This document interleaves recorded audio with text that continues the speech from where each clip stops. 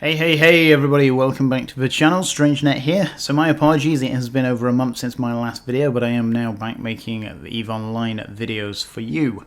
And today we kick off with the Crimson Harvest, which is EVE's equivalent of the Halloween special, and it runs for 12 days.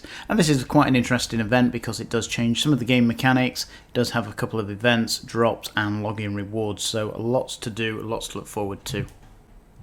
So first of all, we'll have a look at the login rewards. Nothing particularly out of the ordinary. You've got the skill points, you've got the skins, you've got a few boxes, and I think in total for an Amiga account there is 235,000 skill points to collect. And the boosters, not seen these before, whether these are new or not.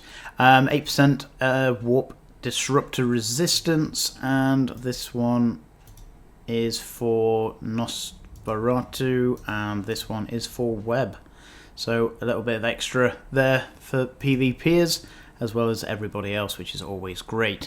Now the PvP ones might be interesting because, as we said at the start of the opening, that there are some game changes to the mechanics in general, and this is to looting. Now ordinarily, when you destroy a ship in EVE, it has a 50-50% chance of dropping its cargo, modules, etc. However, for the next 12 days, it will be 90% chance to drop the loot. So expect a rise in ganking and general shenanigans in regards to PvP on the servers at the moment. So if you are transporting anything of any kind of worth, then it may be worth docking up for the next 2 weeks and waiting for this event to pass, because it does make ganking incredibly lucrative all of a sudden, because the chances of your loot dropping is pretty much guaranteed. So, as per the website, I'm not going to read all of this, but again, down to the interesting parts for me. Now, combat hacking for both sides of the conflict. Now, if you didn't know, it's the Blood Raider event, or the Blood Raider faction, that is generally the beneficiary of this event.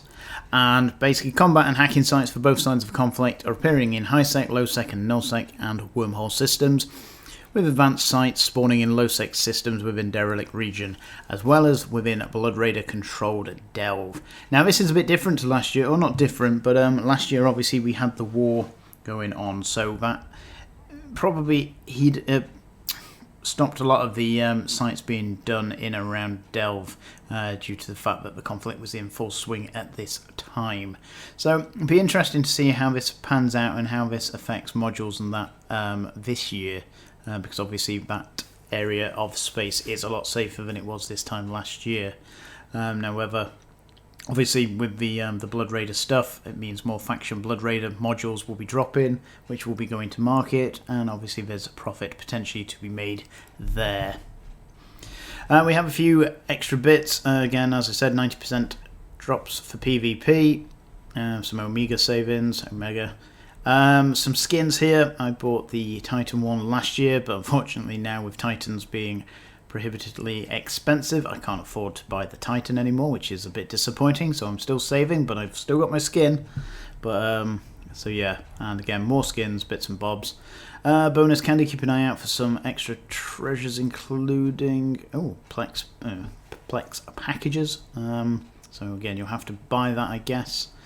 Not exactly overly interesting. And Destroyer Proving Grounds for 4-player free-for-all, so that's good stuff for anybody that's interested in that. So all in all, quite a lot going on. I haven't done any of the sites myself, the combat sites, although I may go looking for some at the moment before they get overly contested, because in high-sec it can be quite hard to get hold of some. So at the moment, obviously with this just dropping, not everybody's aware of it, and it should mean that there are areas that I can take advantage of for the time being. So this is one of my favourite events from CCP throughout the year. I did enjoy it last year, and I did make a considerable amount of ISK from it as well. And again, hoping to replicate that this year, and again I will bring this to your attention in another video when I've got it working, and basically checking to see if it does still work.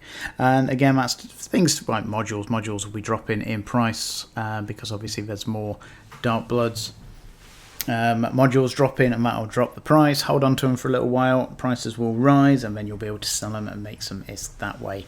And just to reiterate, that's pretty much what this channel is all about, making ISK, and yeah, basically just making ISK in any ways that we can, mainly focused on industry and market, and basically trying to find the easiest way, or in my opinion the easiest way, of making huge amounts of ISK from doing as little as possible with as little time invested as that I can do personally.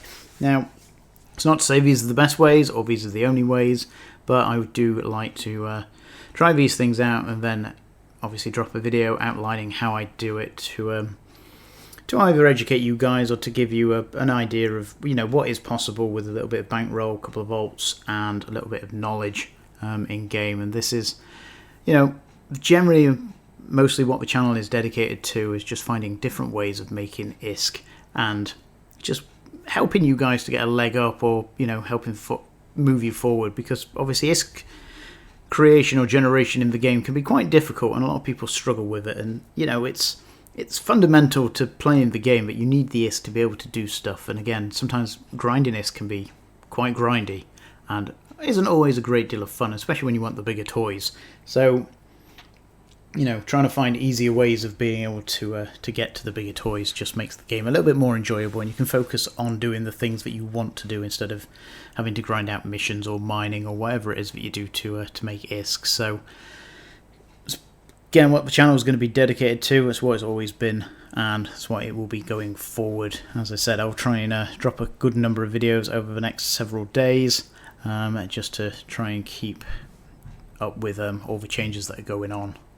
And so with that, I think we'll generally round out the video there. And again, I just want to reiterate the fact that it is a 90% chance to drop your cargo and your modules from any ship that is destroyed.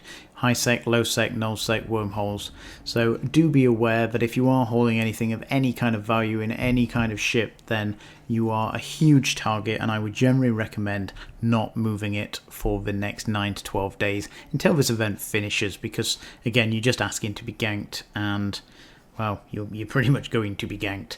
And to all the PvPers, the gankers out there, I wish you all the best with the loot pinatas. I look forward to seeing some of the kill mails on the kill boards, and I hope it goes very well for you.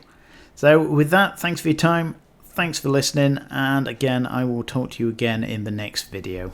So fly safe. Oh, and I almost forgot, I've got 20 of these skins to give away, the Vedmak syndication skins. These are my favourite skins for the syndication giveaways from CCP so far, and I will be giving these out in the next several videos, slowly but surely. So if you haven't subscribed already, do think about it. It does help the channel out, helps me, and potentially you could win a skin. So with that, thanks for your time, and this time it is goodbye.